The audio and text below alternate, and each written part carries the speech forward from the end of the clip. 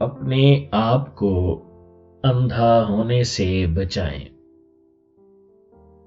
Dubai کے cricket stadium میں Pakistan super league کا ایک میچ سنسنی خیز لمحات میں داخل ہو چکا تھا۔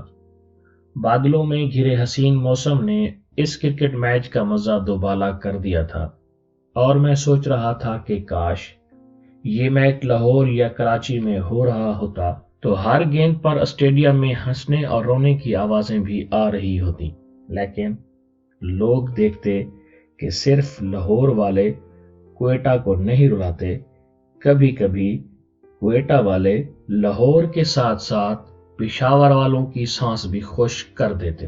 میں انہی خیالوں میں گم تھا کہ ایک معروف اداکارہ نے بڑے ولایتی انداز میں مجھے کافی لمبا سا السلام علیکم کہا۔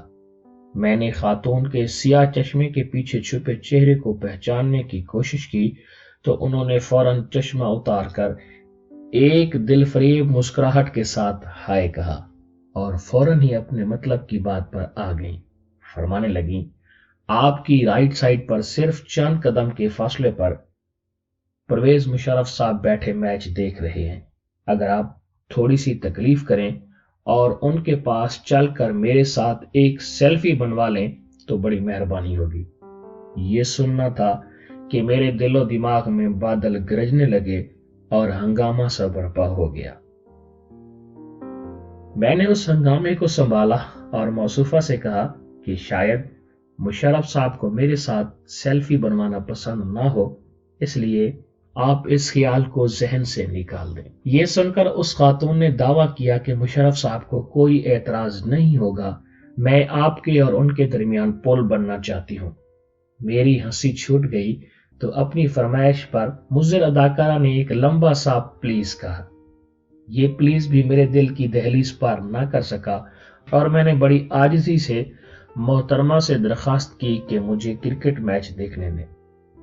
انہوں نے کوئی لگی لپٹی رکھے بغیر کہا کہ اگر میری آپ کے اور مشرف صاحب کے ساتھ سیلفی بن جائے تو وہ سوشل میڈیا پر مقبولیت کے تمام ریکارڈ توڑ دیں گی، لیکن آپ تیار نہیں تو چلیں، میں آپ کے ساتھ ہی سیلفی بنا لیتی ہوں۔ سیلفی بنا کر خاتون غائب ہو گئی۔ تھوڑی دیر بعد وہ مجھے اپنی رائٹ سائڈ پر مشرف صاحب کے عقب میں کھڑے ہو کر سیلفیاں بناتی نظر آئیں تو مجھے مشرف صاحب کے ساتھ کچھ ہمدردی محسوس ہوئی، کیونکہ اس خاتون کے ہاتھ میں موجود اسمارٹ فون کسی مچھیرے کا ایسا جال تھا جس میں کوئی بھی مچھلی کسی بھی وقت بے خبری میں پھنس سکتی تھی۔ یہ خاکسار دوبارہ میچ میں مگن ہو چکا تھا کہ 8-9 سال کے ایک بچے نے بڑی تمیز کے ساتھ ایک سیلفی بنانے کی درخواست کی۔ اس بچے کی آنکھوں پر موجود موٹا سا چشمہ دیکھ کر دل پسیج گیا۔ اتنی چھوٹی سی عمر میں اتنی کمزور بصارت دیکھ کر دل میں درد سا اٹھا۔ میں نے فوراً اس بچے کے ساتھ سیلفی بنوا لی۔ وہ قریب ہی بیٹھ گیا اور اس سیلفی کو اپنی فیس بک پر لوڈ کرنے لگا۔ مجھے پتا چل گیا کہ اس بچے کے پاس وائی فائی کا سگنل موجود ہے، جبکہ میرے پاس یہ سگنل نہیں تھا۔ میں نے اسے درخواست کی کہ اگر وہ مجھے 2-3 منٹ کے لیے وائی فائی دے دے تو میں اپنے ای میل پر ایک پیغام چیک کر لوں گا۔ بچے نے فوراً میرا فون لیا اور اپنے فون سے وائی فائی کا سگنل منتقل کر دیا۔ میں نے 1 منٹ کے اندر اپنا پیغام پڑھ لیا اور اس بچے کا شکریہ ادا کر دیا۔ اب اس بچے نے کچھ ہمت پکڑی اور فرمائش کی کہ انکل، کیا آپ میرے فیس بک فرینڈ بن سکتے ہیں؟ میں نے بچے سے کہا کہ میں فیس بک استعمال نہیں کرتا۔ اس نے جھٹ سے مجھے میرے نام اور تصویر کے ساتھ ایک فیس بک اکاؤنٹ دکھا دیا۔ میں نے اسے بتایا کہ یہ جعلی ہے۔ اس طرح کے کئی اکاؤنٹ جعلی ہیں۔ کبھی کبھی کیپٹل ٹاک کا فیس بک اکاؤنٹ استعمال کرتا ہوں، لیکن میرا کوئی فیس بک فرینڈ نہیں ہے۔ بچے نے حیرانی سے پوچھا کہ پھر آپ کیسے باتیں کرتے ہیں؟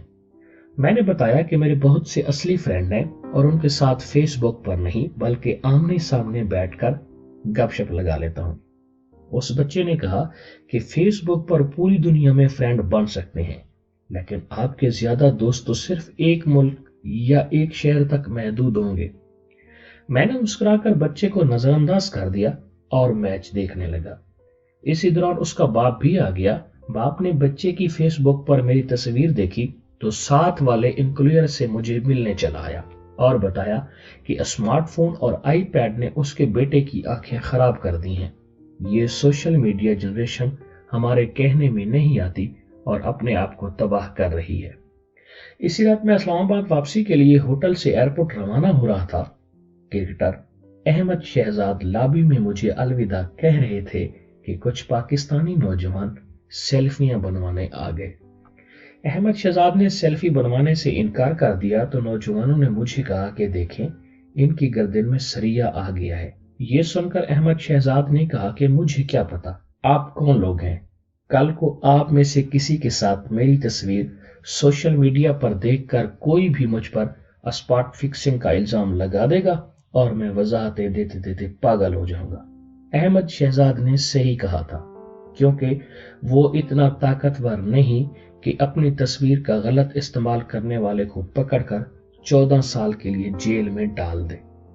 सोशल मीडिया का मनफी इस्तेमाल अपनी जगह, इसके बहुत से फायदे भी हैं, लेकिन हमारे यहाँ सेल्फियां बनाने के शौकीन हजरात कभी ट्रेन के नीचे आकर मर रहे हैं और कभी बम धमाकों के बाद लाशों में खड़े होकर भी सेल्फियां बनाते नजर आते हैं। सोशल मीडिया ने दुनिया भर में बेअख्तियार लोगों को बाअख्तियार बना दिया है और बेआवाजों को आवाज दे दी है, लेकिन इस अख्तियार और ताकत ने लोगों की असलियत भी बेनकाब कर दी है।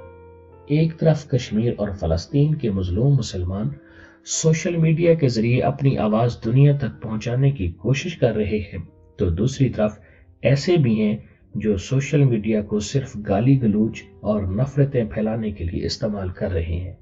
जिसके अंदर जो कुछ भी है वो सोशल मीडिया पर सामने आ जाता है। लिहाजा अपने अंदर मौजूद गंदगी को बेशनाख्त रखने वाले अक्सर बदतमीज और झूठे लोग सोशल मीडिया पर अपना असली नाम और असली शक्ल छुपाए रखते हैं।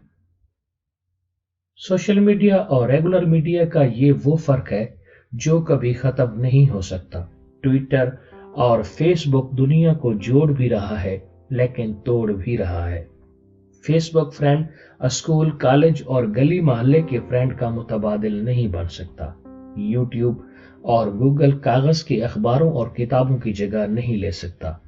स्मार्टफोन और कंप्यूटर का जरूरत से ज्यादा इस्तेमाल आपको अंधा बना सकता है। सोशल मीडिया ने जो अख्तियार और ताकत हमें दिया है, ये ताकत हमारी बीनाई के लिए खतरा है।